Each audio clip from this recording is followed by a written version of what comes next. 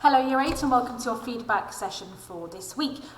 Today I'm going to be focusing on the work that you completed last week between the 25th and the 29th of January. And I'll primarily focus on your responses to your answers to the quiz that you completed last week, which focused on a range of the poetry that you have studied so far. So first things first, I just wanted to celebrate a couple of things. There we go. 28 out of 30 of you completed the quiz. Wow, well done. All right, that's a massive jump from last week. So I'm really, really pleased so many of you managed to complete that, okay? So well done those of you who managed to do that. And 10 people got 100% on that quiz, which is amazing. So well done to those people. The question that everybody did best on was, how did Blake feel about the treatment of children such as chimney sweepers? All right, the answer was he was horrified by the mistreatment of them. Okay, so that shows me that you've really picked up really well on what Blake was trying to express through his poem, The Chimney Sweeper. All right. Excellent poems. I think Blake is an absolutely wonderful poet. So yeah, well done for really engaging with that content. All right, excellent work. What I'm going to do now is I'm going to look through the answers that you left on Show My Homework. All right, and then I'll go into some of them in a bit more detail. So let's have a look. Question number 1, which term describes a speech presented by a single character? All right, the correct answer there is monologue. Well done, 89.29% if you got that one correct. Another way to think about it is mono means one, log means sort of speak or words or talk. All right, so it's a monologue, one person speaking, okay?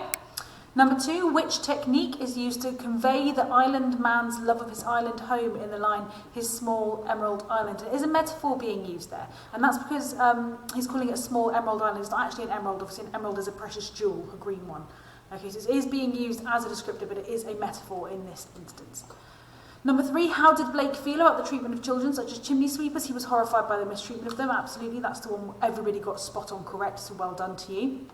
Number 4, what term means the pattern of rhymes at the end of each line of a poem or song? It is the rhyme scheme, absolutely. Number 5, what does reform mean? To make changes to something, especially in institution or practice, in order to improve it. Absolutely, that's the correct answer there. Okay, it means to recreate, to reform it. Okay. Number 6, which one of the following isn't an example of a metaphor? Steady breaking and wooming, curled like a lamb's back, small emerald island, clothes of death. And we'll have a look at that one in a bit more detail in a moment, but the correct answer there was curled like a lamb's back, okay? Number 7, what does the word futile mean? Correct answer here, incapable of producing a useful result or pointless. All right, so that's what it means if something is futile, okay? Number 8, Wilfred Owen and Thomas Hardy's war poems revealed the horror and futility of war. That's the correct answer there. All right. Well done those of you who got that right. If you're somebody who didn't get that right, please do make a note of that. Number 9, The Caged Bird by Maya Angelou was influenced by which significant movement? And this is the US Civil Rights Movement. We'll have a look at this in more detail in a moment. But when I do go through it in a minute, I will talk a bit more about what the US Civil Rights Movement is and why it's really important that we are aware of that, because you know the US Civil Rights Movement, the American Civil War, the Boston Tea Party, World War II, they were all completely different events. All right, and when she wrote that poem, it was in linking to one event in particular, so we really need to be aware of what that event was. And number 10, what's the odd one out? The caged bird symbolises confinement, restriction, freedom and imprisonment. The odd one out there is freedom, okay, because all the other words kind of link together: confinement, restriction, imprisonment, you know, all to do with being trapped, whereas freedom is obviously the opposite in that something is free. So let's go back to the PowerPoint, and there are a couple of those questions that I'm going to look at in more detail, just so we can kind of explore why we might have got it wrong and how we can ensure that we don't get it wrong again moving forward, okay? So I'm going to go back to this question here, which was, which one of the following isn't an example of a metaphor? Steady breaking and wooming, curled like a lamb's back, small emerald island and clothes of death. Now don't forget, a metaphor is when you describe something by saying it is something else, and it differs from a simile. A simile is when you say something is like or as something else. And this question is asking you which one of these is not a metaphor, okay? So if we have a look through the options, the one that's correct, curled like a lamb's back, that's actually a simile. All right, that's why that was the correct answer, because it's got the word like in there, a simile. It's being described as being like something else. It's not being described as being something else. Because if we look at the other example, steady breaking and wooming, all right, the word wooming there makes it a metaphor. Clothes of death, all right, the word death there, saying that these clothes are death, that's metaphorical. Small emerald island, like I talked about earlier.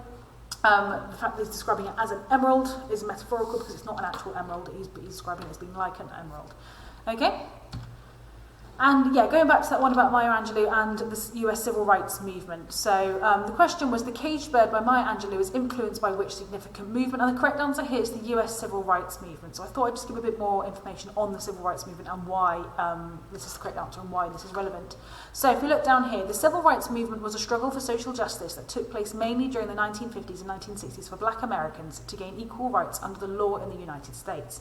The civil rights movement played a huge role in the 1950s and 1960s, and Maya Angelou was greatly involved with it. She wrote Caged Bird as a metaphor to describe the freedoms of a white person versus those of a black person, and that is why it's really key to be able to link this poem to the civil rights movement, okay? Because it was the poem was influenced by the events that were taking place as part of the US civil rights movement, okay? So it's just key to be able to make that link and have that awareness of the time frame, all right, so that you can make the appropriate link. That is it for this week. I think on the whole you all actually did fantastically in that quiz. There wasn't many things to pick up on, but I just want to pick up on a couple of the details. Overall, just well done for all your hard work. You guys keep sending the work in. It's fantastic, and you keep doing the quizzes and you keep excelling in those. All right, so I'm really, really, really pleased with what you're all doing. I think you should be very proud of yourselves. We are now in week 5 of remote learning, I know, and you guys are still carrying on with it, and I think that's amazing. I do look forward to seeing what else you send in to me. All right, and on the whole, stay safe, take care, and please get in touch if I can ever help. Leave me a comment on Show My Homework, send me an email using your college email, absolutely fine. All right, otherwise I will leave you to it. Thank you for watching, and I'll see you again soon.